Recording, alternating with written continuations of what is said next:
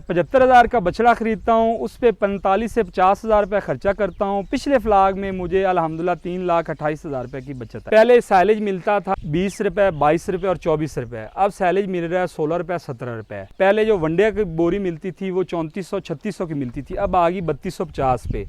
इस तरह जो पहले जो हमारा बछड़ा तैयार होता था 3 माह में 55,000 का या 50 का, अब वो थोड़ा सा कम होके 45,000 पे आ गया है। नया 9 दिन, पुराना 100 दिन। ये जो मिसाल बनी है ना, ये मैं आपको बताता हूँ कि ये बिल्कुल ठीक बनी है। नया फार्मर आएगा, वो जाएगा मंडी, वो जल्दी जल्दी में जो है ना शौक में महंगे जानवर खरीदेगा, फार्म पे आएगा, उससे ग्रोथ होगी नहीं होगी। जब वो स्लाटर पे जाएगा उसका 20-25 हज़ार कम होगा, तो वो नए 9 दिन वाली बात करके वो ठुस हो जाएगा। जो पुराना फार्मर है वो अपने हिसाब से ख़रीदारी करेगा, अपने हिसाब से उसको जो है वो उसकी फीड प्लान करेगा और वो प्रॉफिट लेगा। पहले दिन इनकी वैक्सीन की है मुँह खुर की, और साथ मैंने इनको दिया है जिल्द वाला टीका एवरमैक प्लस। इसके अलावा थंडर जो है वो डिवर्मिंग की है। बिस्मिल्लाहिर्रहमानिर्रहीम। अस्सलाम वालेकुम नाजरीन, रज़ा इब्राहिम एक बार फिर आपकी खिदमत में हाजिर है माशाल्लाह से जी। आज हम मौजूद हैं पाक पतन के साथ बाबा फरीद पुल के पास, जहां पर भाई ने तकरीबन 2 साल से बछड़ा फार्मिंग कर रहे हैं। 8 बछड़ों से फार्मिंग शुरू की थी, माशाल्लाह से इन्होंने 17 बछड़ों तक की फार्मिंग की है और इस वक्त इनका जो फ्लाग है तैयार हो चुका है। पहले फ्लाग की बात करें, इससे पहले जो 2 फ्लाग निकाले हैं, फ़ी बछड़ा 19,000 से लेकर 28,000 रुपये तक इन्होंने फ़ी बछड़ा से प्रॉफिट कमाई है। और अब जो हालात जा रहे हैं इस वक्त, जो बछड़ों के मंडियों में हालात हैं, भाई से पूछते हैं कि इन्होंने इससे आगे बछड़े डालने हैं या कट्टे डालने हैं, इसको कितनी देर में तैयार किया है, और जो भाई ने परचेजिंग की है शुरू से लेकर आज तक 70-75 हज़ार से ज़्यादा महंगा बछड़ा नहीं खरीदा। पूछते हैं कहाँ से खरीदते थे, कितना वजन होता था, पलाई में क्या क्या चीज़ें देते थे। अस्सलाम वालेकुम जी। वालेकुम सलाम, कैसे हैं सर? अल्हम्दुलिल्लाह प्यारे भाई, आप सुनाएं। अल्हम्दुलिल्लाह जी। सबसे पहले मेरे देखने वालों को अपना और अपने फार्म का तारफ़ करवाएं। मेरा नाम जी अब्दुल माजिद है, मैं मिंशनाबाद का रहशी हूँ। मेरे फार्म का नाम है अल्लाह वाले कैटल फार्म। अल्लाह वाले कैटल फार्म। कितनी देर से फार्मिंग कर रहे हैं, कितने बछड़ों से शुरू किया था? मैं जो ये बछड़ों की फार्मिंग कर रहा हूँ ये तकरीबन 2 साल से कर रहा हूँ। इससे पहले एक फ्लाग मैंने कट्टों का भी डाला था। कट्टे भी डाले थे? जी जी। कट्टों के फार्मिंग में और बछड़ों की फार्मिंग में, दोनों में आपने क्या डिफरेंट निकाला? कौन सी फार्मिंग अच्छी है? फार्मिंग तो डेफिनेटली ये बछड़ों की अच्छी है। ये थोड़ी सी फास्ट होती है, इसमें ग्रोथ भी है, बंदा लालच भी लगा रहता है, और इनकी खुराक जो है वो भी, और इनके जो मामलात हैं वो भी बेहतर थे। लेकिन इस वक्त जो सूरत हाल है इसमें अब जो वायरसेस वगैरह जो बीमारियां आ गई हैं बछड़ों में, और जो नया फार्मर आ गया है जिसने बछड़े जो ख़रीदता है वो अंधाधुंध ख़रीदता है, नहीं देखता, रेट नहीं देखता भी मैं महंगा ख़रीद रहा हूँ या किस हिसाब से ख़रीदा, उसने बस ख़रीदारी करनी है। उस वजह से अब ये हमें मुश्किलात आ रही हैं। अब मेरा जो है इरादा है आगे वो बछड़े से मैं शिफ्ट होके कट्टे फार्म पे आना चाह रहा हूँ। ये जो मेरा इंशाल्लाह कटिंग हो जाएगी, ये स्लाटिंग जब जैसे होती है इंशाल्लाह मैं जो है ना आगे वो मैंने कट्टे फार्म का सोच रहा हूँ, मैं उधर जाऊँगा कट्टे फार्म पे। अच्छा, उसके बाद बात करते हैं, ये जो आपके इस वक्त 15 जानवर खड़े हैं, जी जी, इनकी आपने परचेजिंग कहाँ से की थी? कौन सी मंडियाँ अच्छी हैं और रेट क्या था जब परचेजिंग की थी? जी, मैंने ये परचेजिंग की थी तोल के हिसाब से नहीं की, मैंने मुट्टे के हिसाब से की थी। ये मैंने कमीर वाले से की है जी। ये मुझे एवरेज 72,000 रुपये पड़ा था। 72,000। उस वक्त इसका लाइव वेट टोटल वजन कितना था? ये 60 और 55 से लेके 64-65 किलो तक था। मीट वेट में था, मतलब कि इसका 120 केजी 140 केजी तक लाइव वेट था। अच्छा, ये जो परचेजिंग है इतनी सस्ती है, ये इतने वजन में हम लोग 80, 85, 90 हज़ार की परचेजिंग कर रहे हैं, आप इतने कम पैसों से मंडी में परचेजिंग कैसे कर लेते हैं? इसमें 2 चीज़ें हैं जो मेरी ख़ास तौर पे मेरी अपनी जो तजर्बा है वो ये है, जो मैं जाता हूँ, मैं जाके मंडी में ठहरता हूँ जी। मैं फ़ौरी नहीं भी मैं गया, मैंने आधे घंटे में शॉपिंग की और वापस आ गया। मेरी कोशिश होती है मैं मंडी जाऊँ, मंडी को देखूँ, मैं जानवर अपने हिसाब का ख़रीदता हूँ।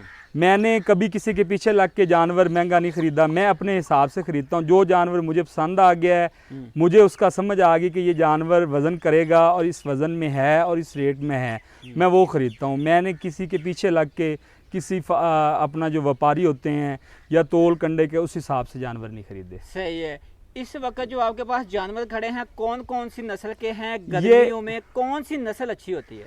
गर्मियों में तो देसी क्रास और देसी अच्छे होते हैं, लेकिन मैंने गर्मियों में ये जो मेरे जानवर खड़े हैं ये वलैती और वलैती क्रास हैं जी। तो ये थोड़े से ग्रोथ इनकी कम हुई है गर्मियों में। ये गर्मियों से जो पहले वाला फ्लाग था या उससे पहले वाला फ्लाग सर्दियों वाला फ्लाग था उसकी ग्रोथ ज़्यादा थी। अब ये थोड़े से इन्होंने ग्रोथ की है लेकिन कम ग्रोथ की है।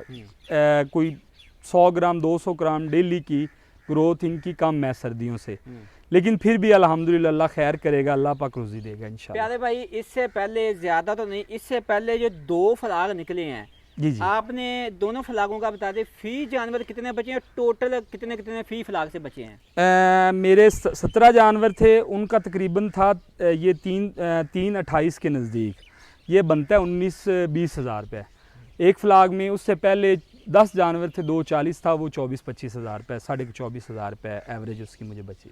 फ्यूचर इसका क्या है, क्या लगता है?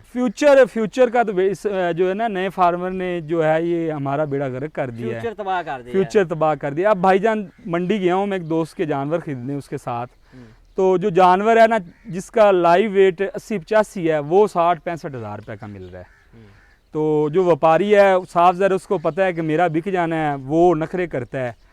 तो जो फार्मर है जो नए हैं वो आते हैं, वो पहले घंटे में उनकी कोशिश होती है कि हमने गाड़ी भरनी है और चले जाना है, वो गाड़ी भरते हैं और चले जाते हैं। वो ये नहीं सोचते कि जो पुराने फार्मर हैं जो अच्छे ख़रीदारी करने के माहिर हैं वो अब फेल हो चुके हैं। अनाड़ी जो फार्मर हैं वो अब कामयाब है इस मामले में। मतलब पैसे के दम पे कामयाब है, पैसे लगाते जा रहे हैं, मंडी हाँ, महंगी लेकिन वो एक ही दफ़ा करेंगे।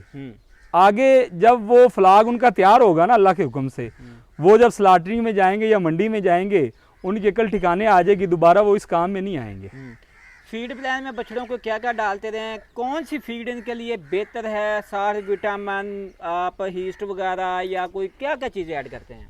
सर सिर्फ मैंने पहले दिन इनकी वैक्सीन की है मुँह खुर की, और साथ मैंने इनको दिया है जिल्द वाला टीका एवरमैक प्लस। इसके अलावा थंडर जो है वो डिवर्मिंग की है। इसके अलावा मैंने इनको कोई चीज़ नहीं दी, कोई वैक्सीन इसके अलावा नहीं की। और फीड प्लान मेरा है साइलेज है, तूड़ी है और वंडा है। वंडा मैं कश्मीर यूज़ कर रहा हूँ और कश्मीर जो है वो मुझे पसंद है, वो मैं वो कश्मीर फीड यूज़ कर रहा हूँ। इस वक्त कश्मीर वनडे का बैग कितने तक का मिल रहा है, कितने सीपी होता है, सीपी है क्या चीज़? ये जो कश्मीर है ना ये 17 सीपी 17 प्लस है, ये मुझे मिल रहा है 3250 का। अब कोई 65 रुपये रेट मज़ीद कम हुआ है, जो मुझे लास्ट आया है वो 3225 रुपये का आया है और उसके बाद 65 रुपये रेट कम हुआ है। और उम्मीद है यही की जा सकती है कि जो फार्मर बछड़े नहीं डाल रहे तो मज़ीद रेट कम होगा। फीड में क्या क्या दे रहे हैं इनको? फीड में इनको एक टाइम जो है, एक टाइम फीड प्लान जो है तूड़ी है, साइलेज है और वंडा है। पहले मंथ किलो है एक टाइम का, दूसरे मंथ 2 किलो है, तीसरे मंथ 2.5 किलो है। इस हिसाब से मैं दे रहा हूँ। 2.5 किलो से ज़्यादा वंडा नहीं डालते? सर्दियों में ज़्यादा डाला है, लेकिन गर्मियाँ हैं, गर्मियों में इससे ज़्यादा नहीं डालते। फुल गर्मियों में 2.5 किलो से ज़्यादा वंडा डाला ही नहीं, आखिरी माह में भी नहीं। एक टाइम का एक टाइम का ठीक है, 2 टाइम का 5 किलो 5 किलो फी जानवर को आप वंडा दे रहे हैं। हम इससे ज़्यादा वंडा देने की वजह से ना जानवरों में बीमारियां आती हैं। कौन सी आती हैं, कवर कैसे करते हैं? बीमारियां इसमें वो रत मूत्र रेड वाटर जो कहते हैं, ब्लैक वाटर है, या वो इनको बुखार वगैरह है या ओवरडोज हो जाते हैं, उसमें फिर इनको जो है वो शीरा वगैरह यूज़ करवाया है मैंने, और मीठा सोडा डेली यूज़ करवा रहा हूँ। ये चीज़ें। मीठा सोडा तकरीबन एक जानवर को कितना डेली का दे? मेरे हैं अपना जो जानवर इस वक्त मेरे फार्म पे खड़े हैं 15 हैं। 15 में मैं इनको 1.25 किलो 1.5 किलो डेली का यूज़ करवा रहा हूँ। पानी में भगो के 2 टाइम, सुबह एक खुरली में डालते हैं एक टाइम और एक टाइम शाम खुरली में डाल के हाथ मार देते हैं। तकरीबन आइडिया होगा, जो बंदा काम करता है ना उसको बड़े अच्छे तरीके से पता होता है कि मेरा एक जानवर डेली का खर्चा कितना का आता है। आप भी बता दें। ये 500 के राउंड अबाउट, 560 के राउंड अबाउट खर्चा होता है इसका। मतलब कि 45 से 50 हज़ार रुपये इनका खर्चा है 3 माह का।